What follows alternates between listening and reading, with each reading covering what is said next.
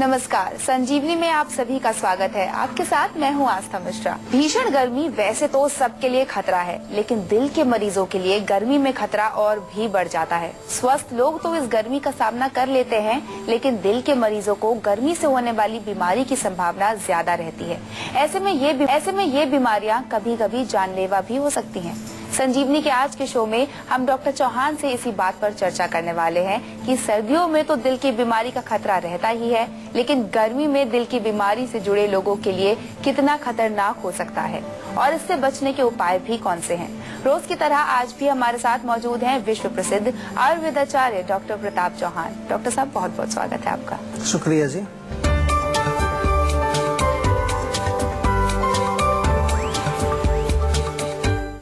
दिल के मरीज हो जाएं सावधान, जानलेवा हो सकती है बढ़ती गर्मी। जानिए गर्मियों में हार्ट को कैसे रखें फिट।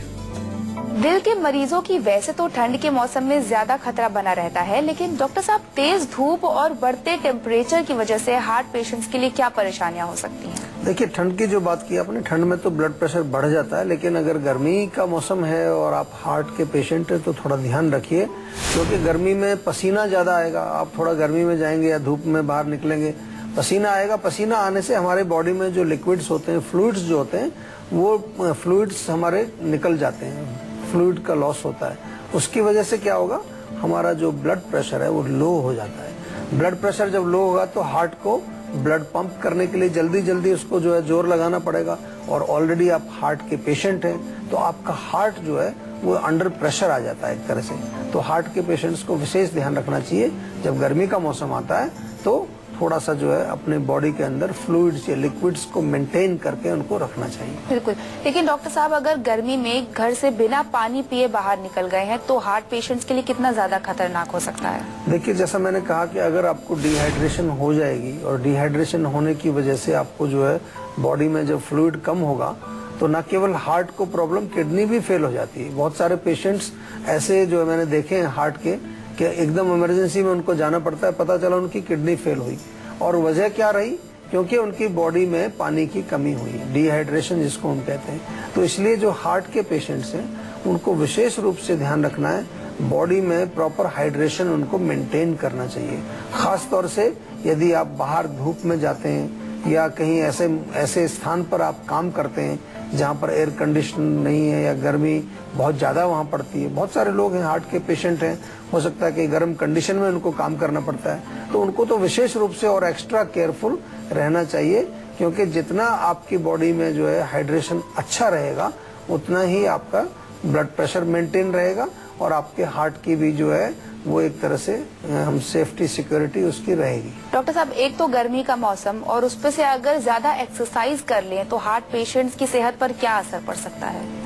अगेन, एक्सरसाइज अगर आप ज्यादा करेंगे तो एक्सरसाइज करने से कोई प्रॉब्लम नहीं है। एक्सरसाइज तो हम बताते हैं सबको करनी चाहिए, लेकिन एक्सरसाइज जब आप करें उस समय डेफिनेटली एक्सरसाइज शुरू करने से पहले थोड़ा पानी पिएं, या बीच में जब आप अगर कोई वॉक पर जा रहे हैं तो एक बोतल आप अपने साथ रख सकते हैं, थोड़ा पानी बीच में पीते रहें, क्योंकि अगेन जैसे ही पानी की कमी होगी तो आपका जो है बॉडी का ब्लड प्रेशर, आपका प्रेशर जो है वो कम होगा, और जिसके कारण आपके हार्ट की धड़कन बढ़ेगी, पैल्पिटेशन बढ़ेगी, एंड अल्टीमेटली वो आपके हार्ट के लिए अच्छी चीज नहीं है। तो एक्सरसाइज करना रोकना नहीं है, लेकिन पानी पीते रहना चाहिए। अब बारी है आज की संजीवनी टिप्स की, जिसमें डॉक्टर साहब से जानेंगे गर्मियों के मौसम में हार्ट पेशेंट्स अपने दिल का ख्याल कैसे रखें। जी डॉक्टर साहब।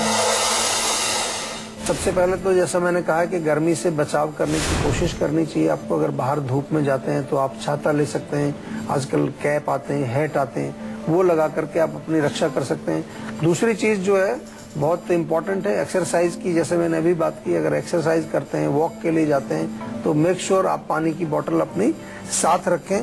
नींबू पानी अच्छा रहता है, नींबू पानी आप पिएं, या फिर सत्तू का सेवन कर सकते हैं। लस्सी भी बहुत बढ़िया गुणकारी चीज है, लस्सी का सेवन कर सकते हैं। हमारे यहाँ अर्जुन की छाल, अर्जुन टी के नाम से हमारे यहाँ जीवा में मिलती है, वो आप मंगा लीजिए। अर्जुन की छाल को उबाल करके और उसको ठंडा करके वो पिएंगे तो आपका हार्ट मजबूत रहेगा। उसमें चाहे तो थोड़ा शरबत के रूप में भी बना सकते हैं उसको, थोड़ा टेस्टी बनाने के लिए उसमें थोड़ा नींबू डाल लें, थोड़ा सा जो है चीनी डाल करके उसको शरबत के रूप में भी आप बना सकते हैं।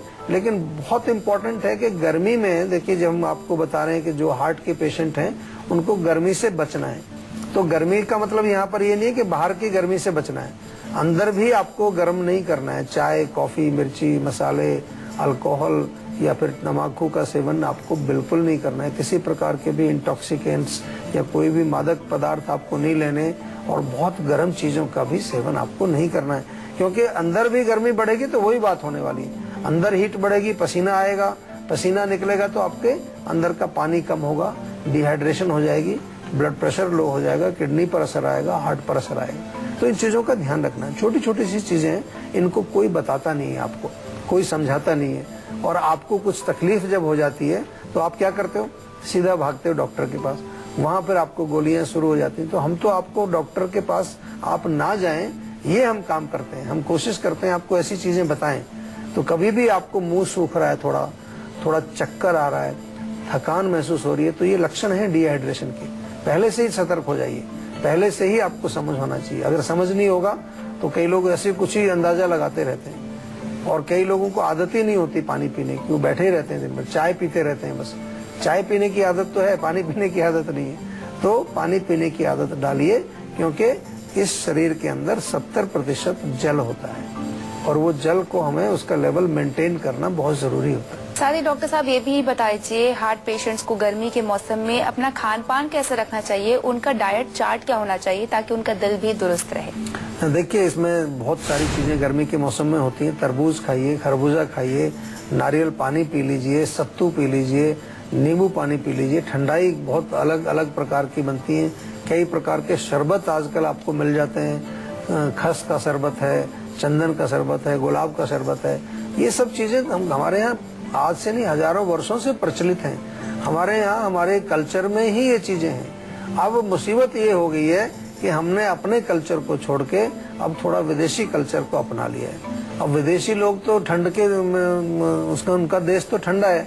जहाँ पर आप यूरोप में जाएं तो वहाँ तो गर्मी में भी हम जाते हैं जब, तो हमें वहाँ जो है गर्म कपड़े पहनने पड़ते हैं। उनके लिए वो गर्मी है, लेकिन हमारे लिए ठंड है। वो 15 डिग्री होता है वहाँ पर, 15-20 डिग्री के करीब टेम्परेचर होता है, जो हमारे यहाँ दिसंबर में होता है। तो वो लोग कोई गर्म चीज पीते हैं, वहाँ गर्म हर्बल टी लोग पीते हैं, चाय पीते हैं, कॉफी पीते हैं। वहाँ पर जो है सूप बहुत पीते हैं लोग, तो वो उनके लिए ठीक है। लेकिन हमारे यहाँ पर चाय का क्या मतलब है बताइए, आप ही बताइए। यहाँ जहाँ 8 महीने इतनी जबरदस्त गर्मी पड़ती है, वहाँ तो हमें कूलिंग चीजें लेनी चाहिए। तो सिंपल फंडा है लाइफ का, उसको समझ लीजिए और उसको पालन कर लीजिए, तो आपको कभी कोई कष्ट नहीं होगा, और आप जो है सुखी रहें, स्वस्थ रहें, यही हमारी कामना है। डॉक्टर साहब, हमारे साथ एक कॉलर जुड़ गए हैं, राजकुमार हैं छत्तीसगढ़ से। जी बताइए राजकुमार, क्या सवाल है आपका? डॉक्टर साहब नमस्कार जी।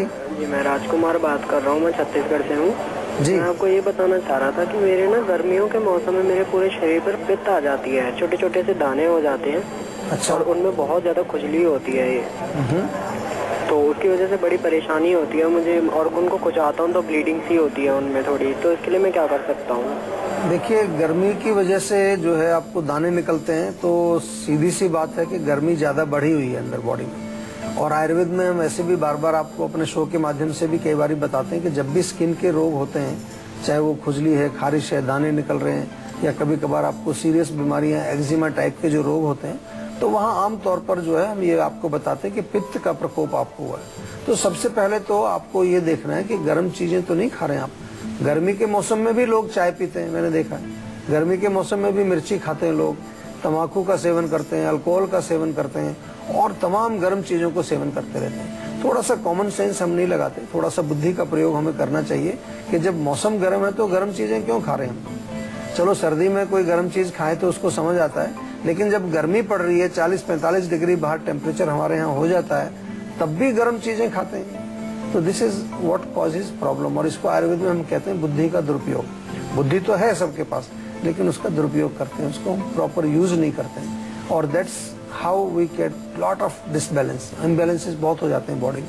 तो आपको करना क्या, सबसे पहले जो है गर्म चीजों को बंद करिए। चाय, कॉफी, मिर्ची, अचार, तीखी चटनी, नॉनवेज वगैरह बिल्कुल बंद कर दीजिए। और फिर दूसरा काम आपको बॉडी को कूल करने के लिए करना है। कूल करने के लिए आपको बहुत सारी चीजें मिलती हैं, तरबूज है, खीरा, ककड़ी, नारियल पानी, खरबूजा वगैरह सब मिलता है, गर्मियों में बहुत मिलता है।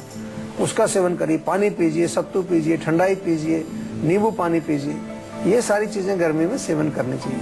लेकिन क्योंकि रोग आपको ऑलरेडी हो चुका है, आपके बॉडी में ऑलरेडी दाने निकलते हैं, तो वो पित्त का प्रकोप आपके शरीर में जो हो गया, उसके लिए आयुर्वेदिक मेडिसिन होती है बहुत अच्छी। और आयुर्वेदिक दवाइयां जो है आपको, जैसा हम समझाते हैं कि हमेशा एक चिकित्सक से परामर्श करने के बाद ही लेनी चाहिए। कोई भी आपको आयुर्वेदिक दवाई अगर जिस पर आयुर्वेदिक मेडिसिन लिखा होता है तो उसको ऐसे अपने आप मत लीजिए, चाहे वो बेशक कोई भी छोटी मोटी चीज हो, हमेशा चिकित्सक के परामर्श से लेनी चाहिए। क्योंकि आयुर्वेद में जब हम दवाइयां देते हैं तो हर व्यक्ति को एक जैसी दवाई नहीं दी जाती। कोई पित्त प्रकृति का है तो उसको दवाई अलग मिलेगी, वात वाले को अलग मिलेगी, कफ प्रकृति वाले को अलग मिलेगी, और इसके अलावा और बहुत सारे पैरामीटर्स हम लोग चेक करते हैं। डॉक्टर साहब, एक और कॉलर जुड़ गए हैं, विनीत हैं, इनसे भी जान लेते हैं क्या परेशानी है। जी विनीत, बताइए। नमस्ते डॉक्टर। नमस्कार जी। डॉक्टर, मेरे घर में ना सबको चश्मा लगा हुआ है, आई साइड वीक है मेरे घर में। अच्छा, मेरी ना हो इसके लिए मुझे क्या करना चाहिए? बहुत अच्छा आपने प्रश्न किया है। देखिए, कम से कम आप अपने हेल्थ के प्रति जागरूक हैं। आजकल लोग जो है हमारे पास आते तब हैं जब उनका ऑलरेडी काम खराब हो चुका होता है। तो ये बड़ी अच्छी है, मुझे खुशी है कि आपने पूछा कि आप चश्मा ना लगे, उसके लिए क्या करें। सिंपल सी चीजें हैं, सुबह उठ करके अच्छी तरह से पानी के छींटे मारें और दिन में 2-3 बार अगर आंखों को अच्छी तरह से धोएं आप, तो उससे काफी फर्क पड़ेगा। आजकल रेडिएशन बहुत ज्यादा है, इलेक्ट्रोमैग्नेटिक रेडिएशन हमारे फोन के माध्यम से, टीवी के माध्यम से, कंप्यूटर के माध्यम से हमारी आंखों में वो हीट बढ़ाती रहती है, नियमित रूप से बहुत गर्मी बढ़ती रहती है। तो गर्मी को कम करने के लिए आपको गुलाब जल का प्रयोग करना चाहिए। गुलाब जल 2-2, 3-3 बूंद सुबह शाम आंखों में दोनों में डालें, बहुत बढ़िया काम करता है। त्रिफला पानी जो है, त्रिफले का पानी बना लीजिए, रात को रख दीजिए, सुबह उसको छान करके उससे आंखों को धोएंगे तो आपकी आंखों की रोशनी मजबूत रहेगी। थोड़ा सा आंखों की एक्सरसाइज भी करनी चाहिए। आई बॉल को रोटेट करना है, ऊपर नीचे दाएं बाएं पूरा घुमा करके, एंटी क्लॉकवाइज उसको पूरा घुमा के अपनी आंखों की मसल्स की एक्सरसाइज करनी है। और हमारे यहाँ तो जीवा में अगर आप चाहें तो एक बड़ा अच्छा डिवाइस हमने बनाया है, उसका नाम रखा है ध्यान चक्षु डिवाइस। बहुत बढ़िया गजब का एक इनोवेशन है, आप देखेंगे तो बड़ा इंटरेस्टिंग है। चश्मे के रूप में ही है, उसमें कुछ होल्स होते हैं, उसको लगा करके आप टीवी देखें, कंप्यूटर पे काम करें, पढ़ें, अखबार पढ़ें, कोई और कुछ काम करें, तो उससे ऑटोमेटिकली आपकी आंखों की एक्सरसाइज भी होती है और आपकी आंखों की दृष्टि, विजन जो है वो ठीक भी होती है। जो लोग चश्मा लगाते हैं वो भी इसका प्रयोग करते हैं और उनको भी काफी रिलीफ इससे मिलता है। तो एक और कॉलर जुड़ गए हमारे साथ, सूरज हैं राजस्थान से। जी सूरज, बताइए क्या परेशानी है आपकी। नमस्कार डॉक्टर साहब, मैं राजस्थान से बात कर रहा हूँ, जयपुर से। जी नमस्कार जी, मैं आपको ये बताना चाहूँगा कि मैं चाहता हूँ कि आप जो कैंप करते हैं जीवा आयुर्वेद का, जी, वो आप मेरे शहर में भी एक बार लगाएं, ताकि मैं चाहता हूँ कि मेरे यहाँ के लोग भी अवेयर हो पाएं, आयुर्वेदा के बारे में जान पाएं। जी जी, देखिए, बहुत अच्छा विचार है आपका और मैं आपसे केवल इतना ही निवेदन करूंगा कि डेफिनेटली मैं ये आपकी बात जो हमारा कैंप वाला सेक्शन है उनको जरूर बताऊंगा। और आप भी चाहें तो हमारे इसी नंबर पे, जो हमारा सेहत का नंबर आपको पास होता है, इस पे फोन करके आप भी एक रिक्वेस्ट उनको कर सकते हैं और डेफिनेटली हम आपकी बात पर अमल करेंगे। और हमारा भी गोल यही है कि हम गांव-गांव, शहर-शहर जा करके सब लोगों को आयुर्वेद के बारे में बताएं और जो लोग रोगी हैं उनके रोगों को दूर करने का प्रयास करें। कपिल हैं रायगढ़ से। जी कपिल, बताइए क्या पूछना चाहते हैं आप। जी नमस्कार डॉक्टर साहब। नमस्कार जी। जी, मेरे घुटनों में ना काफी दर्द रहता है। मैंने कई सारे डॉक्टर को दिखाया तो उन्होंने कहा घुटने का फ्लूइड खत्म हो गया है। अच्छा जी। हाँ, और उसमें काफी दवाइयाँ भी ले रहा हूँ लेकिन कोई रिलीफ नहीं मिल रहा है। तो इसके लिए अगर कोई घरेलू उपचार या कोई आयुर्वेदिक दवाइयाँ। आप देखिए, इतने आगे आपका रोग बढ़ चुका है, वहाँ घरेलू उपचार ढूंढ रहे हैं अभी आप। आपको तो सीधा टिकट कटा के फरीदाबाद आपको आ जाना चाहिए, क्योंकि ऐसे रोगों का इलाज हमारे यहाँ पंचकर्म में होता है। जैसे आपने कहा कि लुब्रिकेशन समाप्त हो गया है, तो उसमें तेल लगाइए, थोड़ा सरसों का तेल हो या तिल का तेल हो, हल्का सा गर्म करके उससे मालिश करिए, उससे आपको रिलीफ मिलना शुरू होगा। क्योंकि जो हम घरेलू नुस्खे बताते हैं उनसे डेफिनेटली रिलीफ आपको मिलता है, पर वो रोग का इलाज नहीं है। इलाज क्या है? जब आपकी प्रकृति, आपकी आयु, आपका पूरा सिस्टम चेक करके हमारे डॉक्टर्स एक प्रिस्क्रिप्शन बनाएंगे। प्रिस्क्रिप्शन के साथ आपको उसके खाने की विधि बताएंगे, आपको डाइट चार्ट बताएंगे। अगर आप भी हेल्थ से जुड़ी अपनी समस्याओं का समाधान चाहते हैं तो आप इस नंबर पर कॉल कर 0129404004 पर अपना फोन नंबर जल्द से जल्द रजिस्टर कराएं। उसके बाद डॉक्टर चौहान के पैनल के डॉक्टर आपको खुद फोन कर आपकी सेहत से जुड़ी समस्याओं को सुलझाएंगे। वक्त तो चला एक छोटे से ब्रेक का। ब्रेक के बाद बारी है संजीवनी टिप्स की, जिसमें जानेंगे जन्म से पहले कैसे बचाएं बच्चे को बीमारियों से। इसलिए आप कहीं मत जाइएगा और देखते रहिए देखिए अपना मनपसंद हेल्थ शो संजीवनी, ताकि स्वस्थ रहें आप। इसके बाद संजीवनी में आपका स्वागत है। अब बारी है संजीवनी टिप्स की, जिसमें डॉक्टर साहब आपको बताने वाले हैं जन्म से पहले कैसे बचाएं बच्चे को बीमारियों से। तो डॉक्टर साहब, जन्म से पहले बच्चों को कैसे बचाया जा सकता है कि उन्हें बीमारियां ना हो?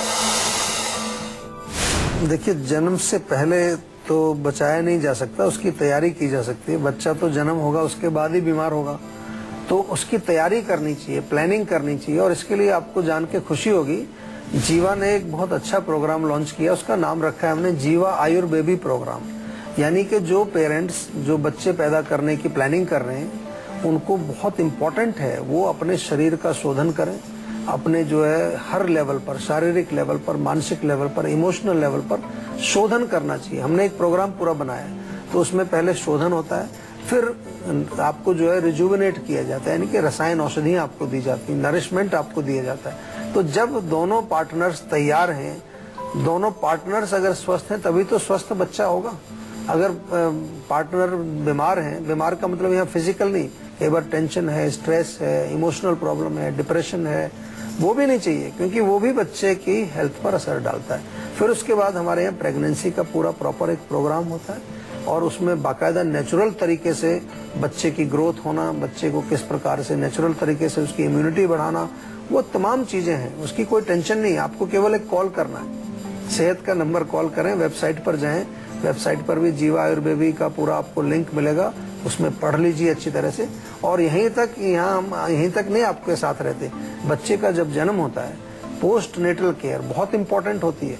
बच्चे का जो 2-3 महीने का जो पहला जो समय है, जो कि बहुत नाजुक होता है, उसमें भी क्या क्या करना है, वो सब हमारे यहाँ आपको पूरा उसका समाधान मिलता है। तो मेरा आपसे निवेदन है, इस पर पूरा ध्यान दें, क्योंकि मैंने यहाँ पर आपको जो चीज बतानी थी वो यही है कि प्लानिंग प्रॉपर होनी चाहिए। दोनों पार्टनर्स का जो है स्वास्थ्य अच्छा होना चाहिए, मानसिक लेवल उनका ठीक होना चाहिए, स्पिरिचुअल टेम्परामेंट भी होना चाहिए। ये साइंटिफिक चीजें हैं सारी। आज मॉडर्न साइंस ने ये चीजें प्रूव कर दी हैं कि किस प्रकार से जो जीन्स हैं हमारी, जिसको हम जेनेटिक कहते हैं कि बच्चे के अंदर जीन्स का पूरा जाता है, तो वो जीन्स का किस चीज से प्रभाव पड़ता है, किससे नहीं पड़ता है, ये आयुर्वेद में पहले से ही लिखा हुआ है। हम लोग अपने जो है अपने घर के अंदर झांक के नहीं देखते कितना धन पड़ा हुआ है। हम बाहर कहीं टकटकी लगा के बैठे हैं, बाहर देख रहे हैं कि बाहर चमक धमक ज्यादा दिख रही है, लेकिन मैं कम से कम 40-50 देशों में जाता हूँ, 25 साल से ट्रेवल कर रहा हूँ, बाहर मैंने कुछ नहीं देखा, सब लोग दुखी। जो चीजें हमारे पास हैं उसको थोड़ा सा पहचानें और उसको उपयोग करें, तो आप बिल्कुल स्वस्थ रहेंगे। डेफिनेटली मॉडर्न टेक्नोलॉजी का प्रयोग करिए, मैं भी करता हूँ, कोई उसमें दोष नहीं है, लेकिन अपनी जो धरोहर है उसको मत छोड़िए। तो इतनी सारी जानकारी के लिए डॉक्टर साहब बहुत बहुत धन्यवाद आपका।